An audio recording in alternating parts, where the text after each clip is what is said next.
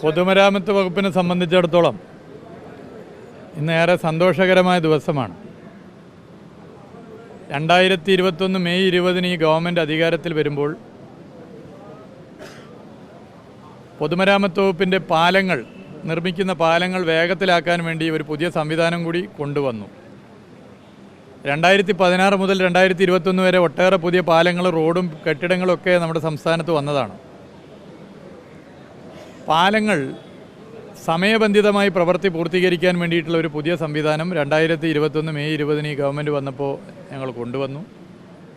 ഭരണാനുമതി കിട്ടിയ പാലങ്ങൾക്ക് പെട്ടെന്ന് സാങ്കേതിക അനുമതി കിട്ടാൻ, സാങ്കേതിക അനുമതി കിട്ടിയവയെ പെട്ടെന്ന് ടെൻഡർ സ്റ്റേജിലെത്തിക്കാൻ, ടെൻഡർ സ്റ്റേജിലെത്തിച്ചവയെ പെട്ടെന്ന് പ്രവൃത്തിയിലെത്തിക്കാൻ, പ്രവൃത്തിയിലെത്തിച്ചവയുടെ പ്രശ്നങ്ങൾ, സാങ്കേതിക പ്രശ്നം, കരാറുകാരുടെ പ്രശ്നം, മറ്റു പ്രശ്നങ്ങളൊക്കെ പരിഹരിച്ച് വേഗത്തിലാക്കാൻ എല്ലാ മാസവും ഈ സംവിധാനത്തിൻ്റെ നോഡൽ ഓഫീസർമാരുടെ കൂടി ഇടപെടലിൻ്റെ ഭാഗമായി പരിശോധന നടത്തി. അതിൻ്റെ റിസൾട്ട് വലിയ അച്ചീവ്മെൻ്റായി മാറിയൊരു ദിവസമാണെന്ന്. 5 വർഷം കൊണ്ട് 100 പാലങ്ങളിൽ കുറയാത്ത പാലങ്ങൾ നാടിന് സമർപ്പിക്കണമെന്നാണ് നിശ്ചയിച്ചതെങ്കിൽ ഇപ്പോൾ LDF സർക്കാർ അധികാരത്തിൽ വന്ന് 3 വർഷം തികയുന്നതിന് മുമ്പ് 100ാമത്തെ പാലം പ്രവൃത്തി പൂർത്തീകരിച്ചെന്ന് നാടിന് സമർപ്പിക്കുകയാണ്. 2 കൊല്ലം മുമ്പ് തന്നെ ഉദ്ദേശിച്ച കാര്യങ്ങളിലേക്ക് എത്താൻ പറ്റി. ഇന്ന് കോഴിക്കോട് ജില്ലയിലെ കുന്നമംഗലം നിയോജക മണ്ഡലത്തിലെ ചെട്ടിക്കടവ് പാലം നാടിന് സമർപ്പിക്കുന്നതോടുകൂടി 100 പാലങ്ങൾ സെഞ്ചുറി അടിക്കുകയാണ് പാലങ്ങളുടെ കാര്യത്തിൽ. അതും 3 വർഷത്തിന് മുമ്പ് തന്നെ സാധിച്ചു. അത് എല്ലാവരും സഹകരിച്ചതിൻ്റെ ഭാഗമായിട്ടാണ്. ജനപ്രതിനിധികൾ, എല്ലാ രാഷ്ട്രീയ പാർട്ടികളും, ഉദ്യോഗസ്ഥരും, കരാറുകാരും എല്ലാവരും സഹകരിച്ചു. ഞങ്ങൾ കൊണ്ടുവന്ന പുതിയ സംവിധാനം വളരെ ഫലപ്രദമായി മാറി. ആ ഫലപ്രദമായി മാറിയത് കൊണ്ട് തന്നെ എണ്ണയിട്ട യന്ത്രം പോലെ കാര്യങ്ങൾ ചലിപ്പിക്കാനായി. അതിൻ്റെ ഒരു വിജയമാണ് ഇന്നത്തെ ദിവസം. ഇന്നത്തെ ദിവസത്തിൻ്റെ പ്രത്യേകത 4 കൊല്ലത്തിൽ ഒരിക്കലാണത് കിട്ടുക. അപ്പോൾ 4 കൊല്ലത്തിൽ വല്ലപ്പോഴും വരുന്ന ഒരു ദിവസം തന്നെ പാലങ്ങളുടെ കാര്യത്തിൽ സെഞ്ചുറി അടിക്കാൻ സാധിച്ചു എന്നുള്ളത് നിങ്ങളെ അറിയിക്കുക. അല്ല, മത്സരചിത്രം വളരെ വ്യക്തമായല്ലോ. ഇപ്പോൾ കോഴിക്കോട്ട് നോക്കിയാൽ നമ്മളിപ്പോൾ കാണുന്നത് കോഴിക്കോട് മാത്രമല്ല, വടകര നോക്കിയാൽ കാണുന്നത് വടകര മാത്രമല്ല, കേരളത്തിൽ 20 സീറ്റ് നോക്കിയാൽ കേരളം മാത്രമല്ല. ലോക്സഭാ തെരഞ്ഞെടുപ്പിൽ പൊതുവേ നമ്മൾ കാണുന്നത് രാജ്യത്ത് നടക്കുന്ന സംഭവവികാസങ്ങൾ, ലോകത്ത് നടക്കുന്ന സംഭവവികാസങ്ങൾ, ഒപ്പം ആകാശത്തിന് താഴെയുള്ള എല്ലാ വിഷയങ്ങളും. ഇപ്പം നമ്മളിവിടെ നിന്ന് നോക്കുമ്പോൾ എന്താ കാണുന്നത്? ഹിമാചൽ പ്രദേശിൽ വിശ്വാസവഞ്ചന നടത്തിയ കോൺഗ്രസ് പാർട്ടിയാണ്. അതിവിടെ തെരഞ്ഞെടുപ്പിൽ സ്വാധീനിക്കും.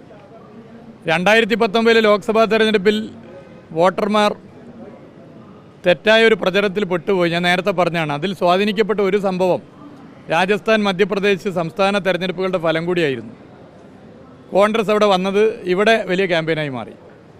എന്നാൽ ഇപ്പോൾ ഈ 2024 തെരഞ്ഞെടുപ്പിലെത്തുമ്പോൾ ജനങ്ങൾ കാണുന്നത്, നമ്മളൊക്കെ കാണുന്നത്, ഹിമാചൽ പ്രദേശിൽ രാജ്യസഭാ സീറ്റിൽ കോൺഗ്രസിൻ്റെ MLA മാർ കൂറുമാറി BJPക്ക് വോട്ട് ചെയ്ത് BJP വിജയിപ്പിച്ചു. ഇതിനും വലിയൊരു നാണക്കേടുണ്ടോ? ഹിമാചൽ പ്രദേശിൽ 68 നിയമസഭാ സീറ്റിൽ 40 വിജയിച്ചത് കൈപ്പത്തി ചിഹ്നത്തിൽ മത്സരിച്ച് ജയിച്ചവരാണ്. അവർക്ക് കൈപ്പത്തി ചിഹ്നത്തിൽ ജനങ്ങൾ വോട്ട് ചെയ്ത് വിജയത്തിലെത്തിക്കാൻ കാരണമായത് BJPക്കെതിരെ ഫൈറ്റ് ചെയ്യും എന്നുള്ള ഒരു ധാരണയുടെ ഭാഗമായിട്ടാണ്. എന്നിട്ട് അവർ തന്നെ വോട്ട് മാറ്റി ചെയ്യണം. ഇങ്ങനൊരു നാണക്കേടുണ്ടോ?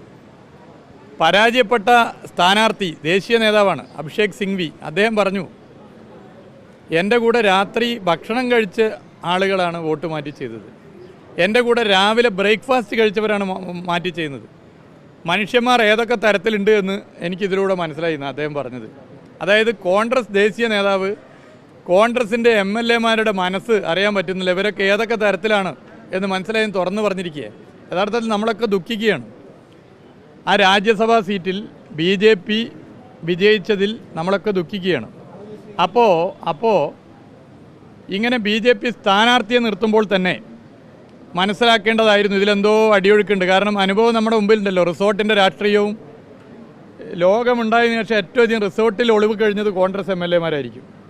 അത് ഇന്ത്യ രാജ്യത്താണ്. ഇന്ത്യയിലെ കോൺഗ്രസ് MLA മാർ വിവിധ സംസ്ഥാനങ്ങൾ റിസോർട്ടിൽ ഒളിവ് കിടന്നു.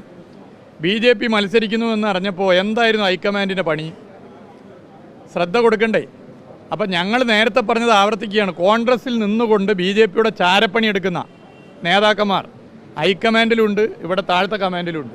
ഇത് തുടരുകയാണ്. ഇത് ലോക്സഭാ തെരഞ്ഞെടുപ്പിൽ കേരളം മഹാഭൂരിപക്ഷവും BJP വിരുദ്ധ മനസ്സുള്ളവരാണ്. എന്ത് വിശ്വാസത്തിലാണ് കോൺഗ്രസ്സിന് വോട്ട് ചെയ്യുക, കോൺഗ്രസ്സിനെ വിശ്വസിക്കാൻ പറ്റില്ല എന്ന് മലയാളിയുടെ മനസ്സിൽ ഒരു പോസ്റ്റർ പതിയുന്നത് പോലെ പതിയുന്ന സംഭവമാണ് ഹിമാചൽ പ്രദേശിലെ രാജ്യസഭാ തെരഞ്ഞെടുപ്പ്.